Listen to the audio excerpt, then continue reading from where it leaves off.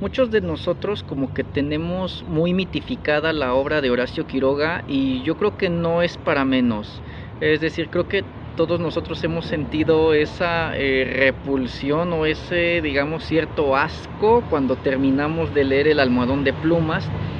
Y creo que también como que se nos revolvieron un poco las entrañas y las tripas después de que terminamos de leer La gallina degollada. Entonces, como que es más o menos un cierto referente de lo que es la obra del señor Horacio Quiroga, y creo que se ha ganado un lugar dentro de la literatura bien merecido. Es decir, muchas de sus publicaciones por lo general son bastante conocidas, son muy bien aceptadas por el público en general, pero yo creo que también está esta parte en la que siento que no se le hace demasiada justicia a la obra del señor Quiroga. Y esto se debe principalmente al hecho de que se suele encasillar mucho su género o su estilo literario, principalmente por las obras que ya mencionamos anteriormente, El almohadón de plumas y La gallina degollada. Sin embargo, si nos metemos a ahondar y nos metemos a escarbar mucho dentro del concepto literario y todas las influencias que ha tenido Horacio Quiroga a lo largo de su carrera, nos encontramos con sorpresas muy grandes. Es decir, dentro de las influencias que nosotros podemos observar y que de hecho vienen muy especificadas en su decálogo del perfecto cuentista o manual del perfecto cuentista, recalca muy abiertamente y muy explícitamente influencias como Edgar Allan Poe, como Guy de Maupassant o inclusive como Rudyard Kipling. Y a simple vista suena un poco diferente, suena un poco extraño el hecho de decir que tengas este tipo de influencias. Es decir, si analizamos la obra, por ejemplo, de Rudyard Kipling, que lo más conocido es El libro de la selva,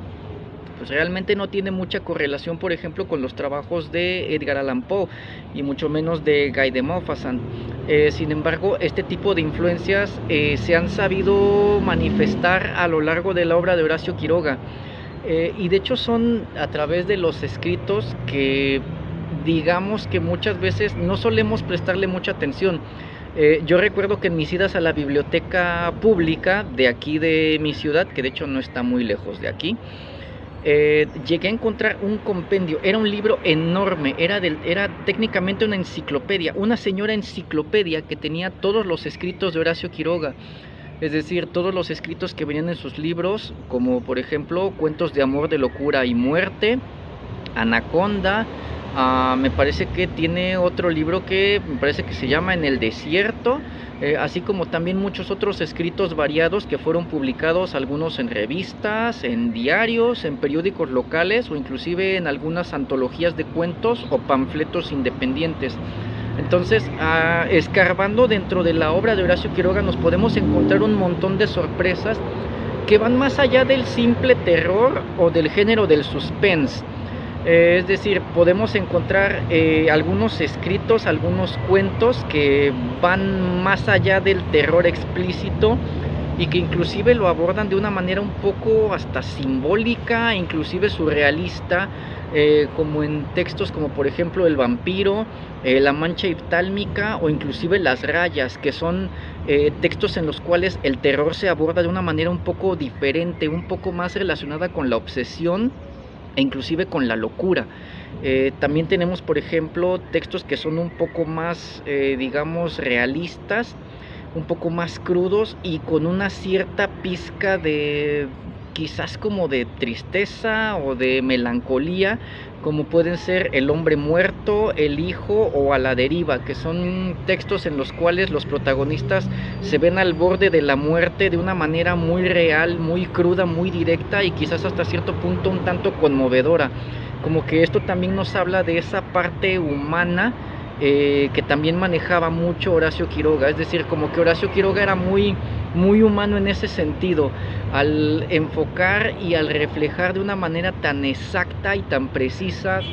cosas como la angustia, el dolor, la tristeza, la desesperación, la locura. Era algo muy habitual dentro de sus obras. Y también podemos encontrar esta parte que está muy relacionada con Rudyard Kipling, por ejemplo, en sus cuentos de la selva, o inclusive en algunos otros como por ejemplo Juan Darien,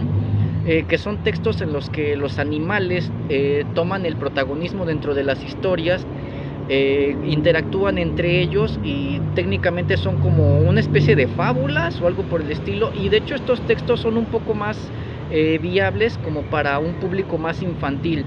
Y también un poco alejado de todo eso, también tenemos la parte romántica, que tampoco ha sido muy abordada y que sin embargo se mantiene muy firme y muy bien lograda en escritos como por ejemplo Una estación de amor, que es un texto maravilloso, increíble y con un final súper trágico que a mí creo que fue como que lo que marcó mucho mi gusto por el amor trágico en las historias. Y también La meningitis y su sombra, que de hecho, a pesar de que el título es un poco oscuro y un poco extraño, realmente es una historia muy bonita de amor, con un final bastante cursi y hasta meloso, pero que nos habla mucho de la versatilidad literaria que tenía Horacio Quiroga. Realmente adentrarse en la obra de Horacio Quiroga es llevarse una sorpresa una y otra vez, porque no terminas de descubrir cosas nuevas, no terminas de descubrir puntos diferentes a través de los cuales abordar su obra. E inclusive hay algunos cuentos en los cuales algunas personas han llegado a hacer como que cierto trabajo especulatorio, como por ejemplo en La mancha eftálmica, que es un cuento que nos narra ciertos aspectos un poco turbios del protagonista, pero no nos lo dice implícitamente, sino como que te va soltando pistas para que tú mismo te vayas haciendo a la idea, y en determinado momento no te das cuenta cómo es que tienes ese presentimiento del caos o de la desgracia que se avecina, pero que al final de cuentas es inevitable. Y también lo mismo podemos ver en cuentos como por ejemplo La miel silvestre, en el cual llegué a encontrar un texto bastante completo y muy bien desglosado, en el cual se afirma que este cuento esconde una historia muy por debajo de su argumento sobre una castración. Entonces nos encontramos ante un escritor realmente que es un genio. Entonces el día de hoy recordamos la obra de Horacio Quiroga con mucho cariño y por supuesto recomendándola ampliamente a todos ustedes los que están siguiendo este proyecto. Y bueno, dejamos el video hasta aquí, no sin antes agradecerles a todos ustedes por su apoyo y también enviar un saludo a nuestros amigos de Arquicelium Comunidad Literaria. De verdad, muchas gracias por el apoyo que nos han dado, y también a mis amigos de Shakespeare nos escribió, que de verdad estoy súper agradecido con sus comentarios, con su apoyo, con sus suscripciones, con sus consejos. De verdad, muchísimas gracias. Espero que les guste mucho este proyecto. Y pues bueno, yo me despido de ustedes. Mi nombre es Víctor Calebel, mejor conocido como el Petirrojo, y nos vemos en la próxima. Chao.